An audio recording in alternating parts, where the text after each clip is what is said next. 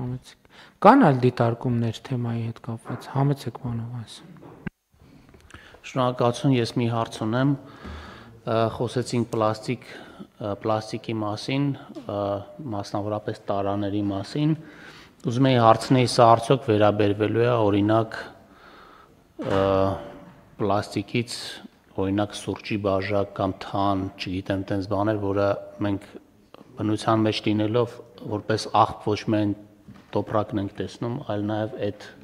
տարաներն ենք տեսնում, որևէ ձև կարգավորելու կամ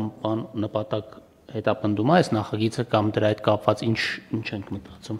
Մերսի։ Հենց ամբողջ նպատակը այդ է, որ թանը խմենք գոնե թղթի բաժակով, որը ավելի շուտ է քայքայվում։ Չէ՞, պարոն Մատեոս։ Շնորհակալություն, պարոն վարչապետ։ Բացառությունը կգործի կապարիչով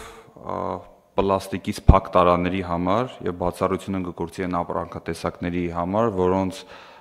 քաշը չափելը, կշռելը հնարավոր է միայն փաթեթավորման ձևաչափով, օրինակ շաքարավազի օրինակը բերեմ։ Իսկ ձեր ասածի հետ վերաբերվում են շշերի առանձին շշերին, ոչ թե առանձին բաժակներին, դրանք առանձին նախագծով ներկայացվել են, որպեսզի ստանդարտները համապատասխանեն նորից ԵՄ դիրեկտիվներին։ Փակ շշային տարաների կապարիչների մասին է խոսքը։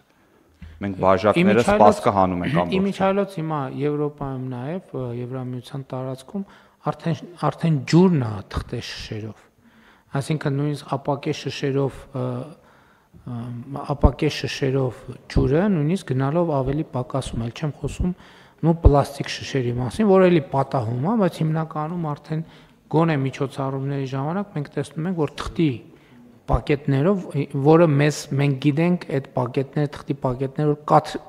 կաթն է մեր մոտ այդ պակետների մեջ, բայց արդեն ջուրն են դրանց այդպիսի պակետներով օգտագործում։ Կափարիչը կան որ կափարիչով չի, կան որ բանի ճղելով բացվելու տարբերակով աշխատում կամ ինչ որ մի բան համեցեք։ Այստեղ զուգահեռ պարոն Խաչյան, երևի մենք պիտի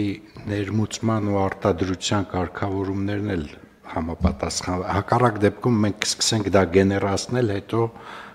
տեսչական ռեսուրսով պայքարել դրա դեմ, որը անպայման լինելու է ոչ արդյունավետ։ Եթե sense բան կա, այդ դեպքում մենք այսօրվանից որոշակի կոդեր սահմանին պիտի բան դնենք, ներմուծման արգելք, որ ստրես չլինի տնտեսության համար։ Ընդ որում այս խնդիրը առանց արտադրության ու ներմուծման հատվածում իր դեմ պայքարենք։ Կարծում եմ ինչ-որ միջոցառումների կարիք կա զուգահեռ անելու։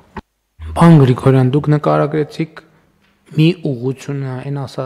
նրա ինչ որ ես ասում եմ, որ պետք է ուղեկցել, որովհետև որոշումը ինքը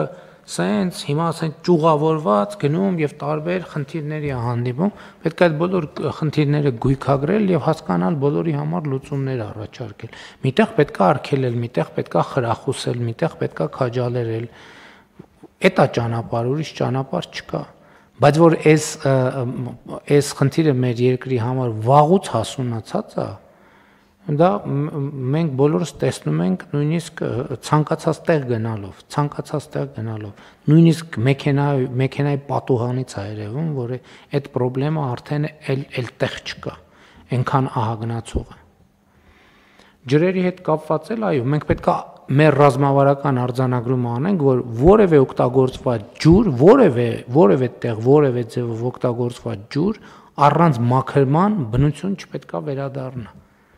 որովհետև դրա արդյունքում մենք